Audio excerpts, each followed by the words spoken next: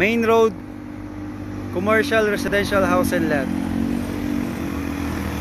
Ayan. So yung harap niya pwedeng gawing commercial. Ayan, bahala ka na itatayo mo. Restaurant, cafe. Ayan, so ito yung main road. Ayan. So harap niya ay golf course. Hollow Ridge, Pilipinas Golf Course.